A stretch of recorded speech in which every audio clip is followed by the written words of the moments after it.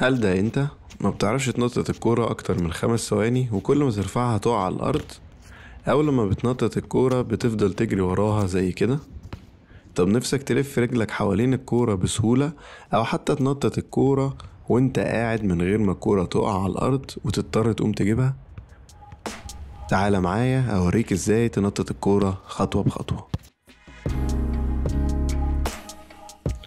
قبل ما اوريك ازاي تتعلم تنطيط الكورة، عايز اشرح لكم ليه اصلا انت كلاعب كورة مفروض تبقى بتعرف تنطط الكورة.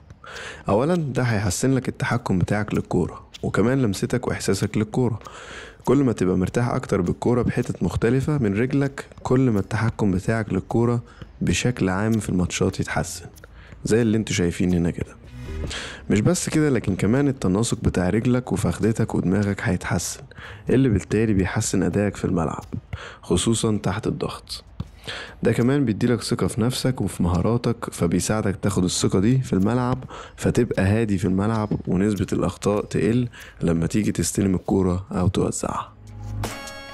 خش بقى في المهم. لو انت لسه مبتدئ، يعني ما بتعرفش تنطط الكورة اكتر من 10 مرات مثلا، استخدم ايدك عادي وارمي الكورة قدامك وارفعها برجلك تاني واقعد عيدها لحد ما توصل 100 عدة. طبعا المهم هنا انك تستخدم رجليك الاتنين، يعني يمين وشمال. حاول طول الوقت وانت بترفعها ترفع الكورة لفوق في المربع اللي انت واقف فيه، يعني حاول على قد ما تقدر ما تخليش الكورة تروح يمين قوي او شمال. بعد شوية وقت لما ترمي بقى الكورة، يبقى نططها برجلك مرتين وبعدين امسكها تاني.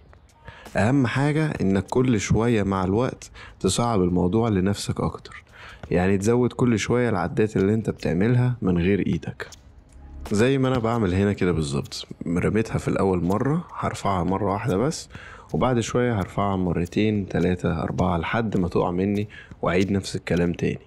اهم حاجة التكرار، عشان هو ده اللي بيعلم الواحد. طيب اكيد انت عايز تسأل انطط الكورة بأني حتة في رجلي. لما ترفع الكورة هتنططها دايما بالحتة اللي في النص من رجلك، زي ما انت شايف هنا كده، اللي هو وش الامامي من رجلك.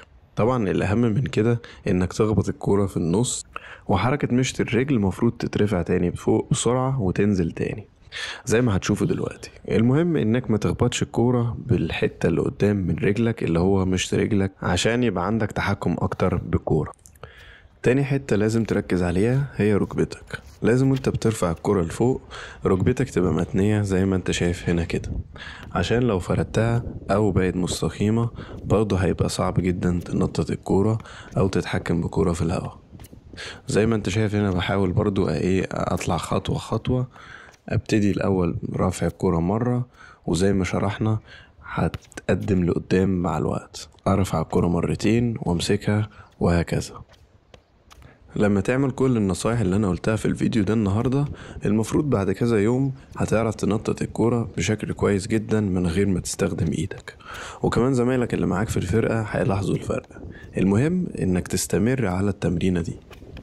حاول تتجنب برضو في الاخر انك تقعد تجري ورا الكورة زي كده، وانا عارف انها هتبقى صعبة جدا في الاول، بس صدقني اي مهارة جديدة على الانسان بتقعد فترة من الوقت عشان تتعلمها. المهم يكون الواحد عنده صبر ويعرف يصحى كل يوم يشتغل على الحاجة اللي هو عايزها ويكمل عليها باستمرار، وفي يوم من الايام هتصحى وتلاقي اهدافك كلها اتحققت. لو هنيجي نتكلم على الاهداف، عايز اقول لكم بس ان انا من 5 سنين كنت بحلم بس انطط الكرة بتاع 20 مرة، او حتى الف كمان رجلي حوالين الكورة. طبعا لما تتقدم مع الوقت هتعرف بقى تقعد على الارض وتنطط الكورة، وتعمل كمان حركة لف الرجل حوالين الكورة. هسيب لك اللينك فوق هنا، دوس عليه عشان تعرف تتعلم المهارة دي. وعايز اقول للناس اللي اشتركت في القناة جديد او من زمان وبتكتب تعليق وتعمل لايك وشير، بجد شكرا ليكو، عشان هو ده الحاجة الوحيدة اللي بتحفزني اقدم لكم فيديوهات اكتر، وبتساعدني كمان ان انا اكمل. اشوفكم بقى الحلقة الجاية.